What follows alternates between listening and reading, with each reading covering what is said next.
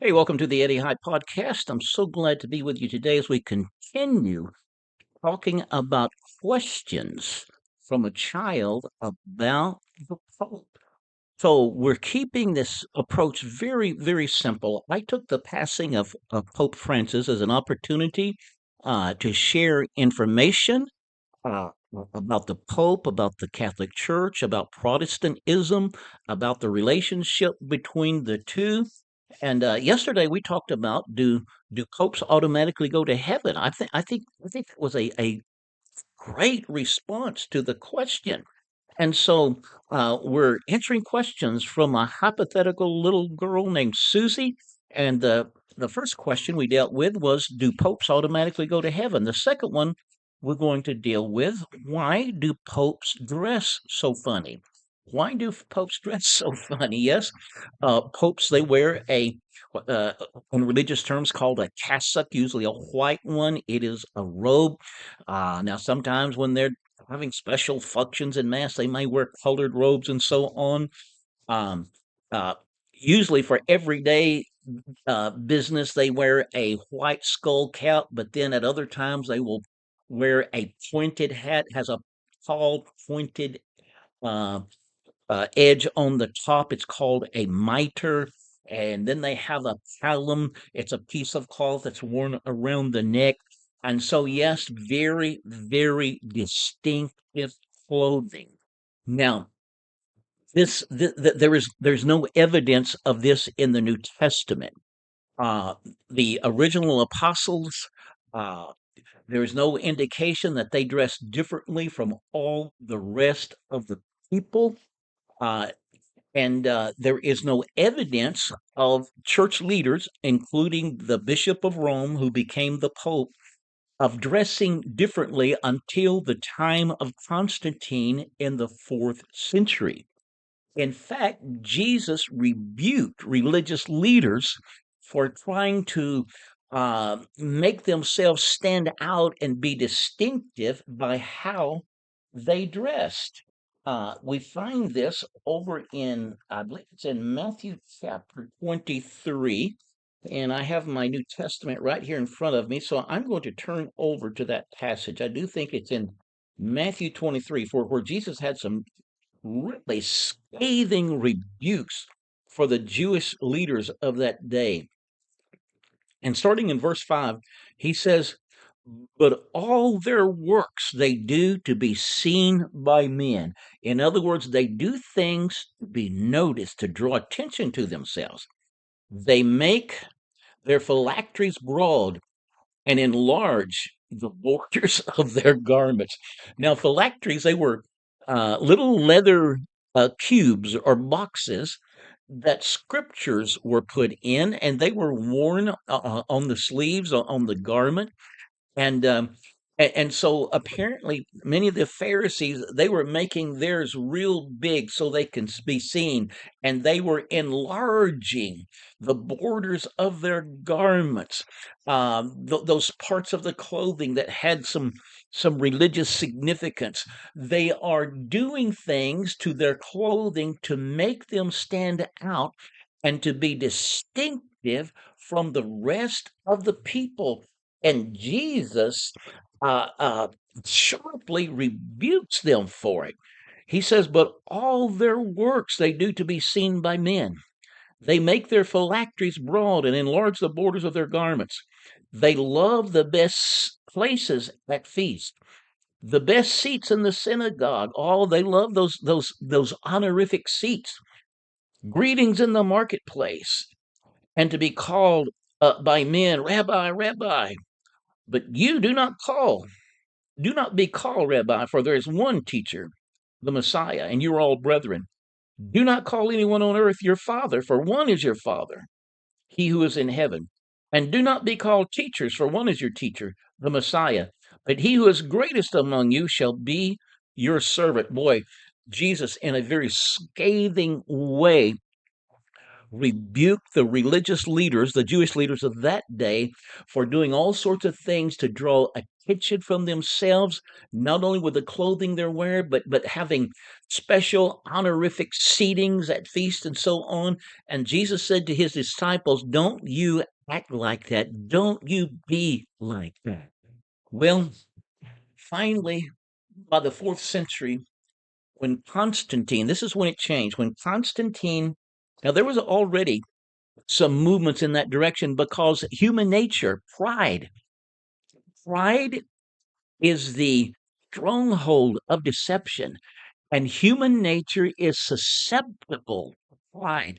Boy, there are so many warnings in the Bible against pride, ego, self centeredness.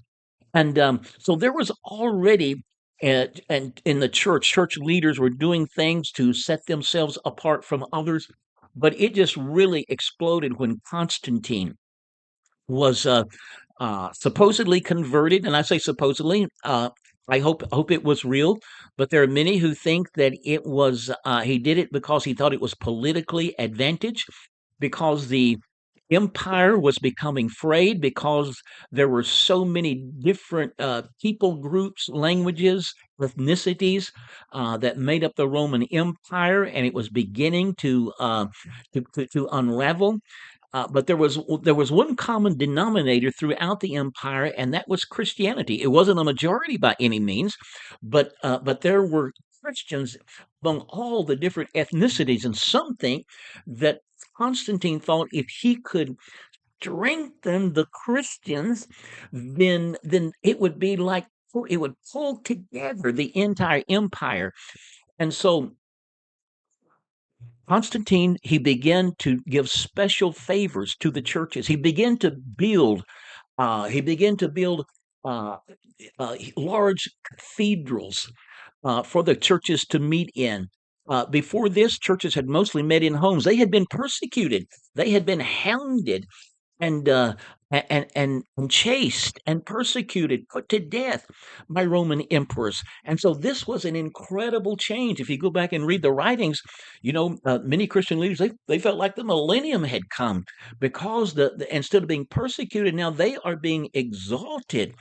And Eusebius, who wrote a history of this, he was a contemporary, tells about the emperor building these large buildings that were built after the pattern of the Roman civil buildings and auditoriums, and how he made high throne-like seatings for the bishops. And it was this time then that the bishops, the church leaders, they began to wear this special clothing like the Roman civil officials wore, the officials of the Roman Empire. This has been documented by a famous Roman Catholic theologian, the late Dr. Hans Küng, who is the most widely read Catholic historian and theologian in the world today. And I'll just read that. This is on page 30 of my book called Infallible Pope. Um, After Constantine, the bishops were generally looked upon as the successors of the apostles. After Constantine, this would be early fourth century. I think his conversion is dated to 311.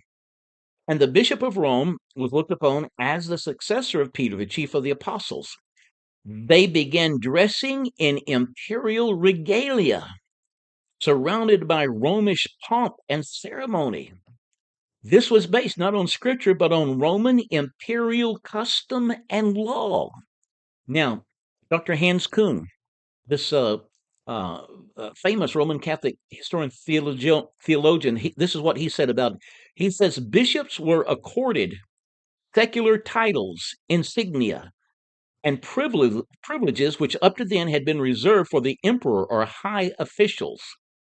Candles, incense, a throne, shoes, the maniple, the pallium, and so on, the mitre, and all of these, which were clothing that signified exaltation and honor, began to be worn by the church officials.